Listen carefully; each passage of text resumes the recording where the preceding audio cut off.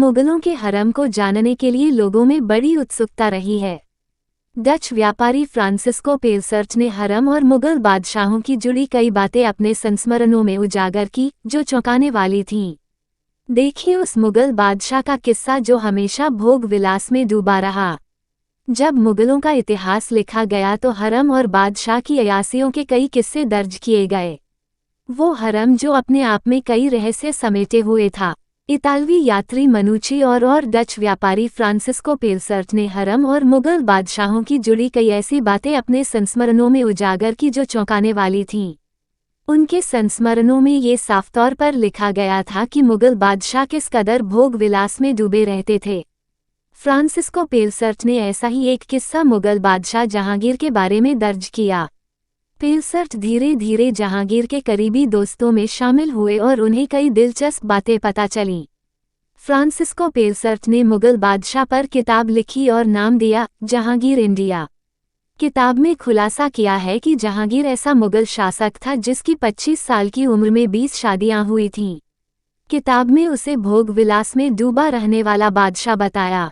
उसके हरम में 300 से अधिक महिलाएं थीं। उसके पूरे जीवन काल में ये संख्या बढ़ती रही। हर पत्नी की देखरेख के लिए 20 दासियां थीं। जहांगीर के दौर में भी हरम कितना भव्य था इसका अंदाजा इस बात से लगाया जा सकता है कि जहांगीर ने अपनी 20 से अधिक पत्नियों की देखरेख के लिए दासियों की लाइन लगवा दी थी। हर एक पत्नी की देखभाल के लिए 20 दासियां थीं। उन्हें हर माह भत्ता दिया जाता था। वो उसका सबसे ज्यादा इस्तेमाल गहनों और कपड़ों पर करती थीं। इसकी वजह थे बादशाह जहांगीर। वो खुद को खूबसूरत बनाने में कोई कोर कसर नहीं छोड़ती थीं ताकि वो बादशाह की नज़र में आ सकें, उन्हें आकर्षित कर सकें। दासियों के बीच उत्तेजित करने वाली चीजें खाता था बादशाह। पेलसर्च ने लिखा है कि जब जहांगीर अपनी बेगम से मिलने की योजना बनाता था तो उसकी भी तैयारी होती थी। बेगम के कमरे को भव्यता के साथ सजाया जाता था। इत्र को छिड़ककर कमरे को खुशबू से भर दिया जाता था। दासियां रेशमी पंखों से हवा करती थीं। कुछ दासियां गुलाब जल का छिड़काव करती थीं और महिलाओं से घिरा बादशाह जहांगीर अफीम और उत्तेजित करने वाली चीजें खाता था। पेलसर्च ने लिखा है कि हरम में बेगम से इत्र उसे जो भी दासी पसंद आती थी वो उसके साथ रात बिताता था।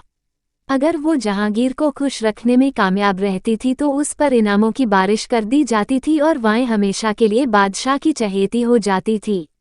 अगर कोई दासी बादशाह को खुश करने में असफल हो जाती थी तो उसे बादशाह के सामने कभी नहीं लाया जाता था। यही वजह थी कि दासियां मुगल बादशाहों की पसंद और नापसंद का ख्याल रखती थीं। वो उन्हें नाखुश करने का कोई मौका नहीं देना चाहती थी, भले ही मासिक भत्ते को जेवर और कपड़ों के लिए खर्च करना पड़ जाए। रोज ऐसे ही वीडियो देखने के लिए हमारे YouTube चैनल को सब्सक्राइब करें और वीडियो अच्छा लगे तो अपने दोस्तों के साथ शेयर कर दें।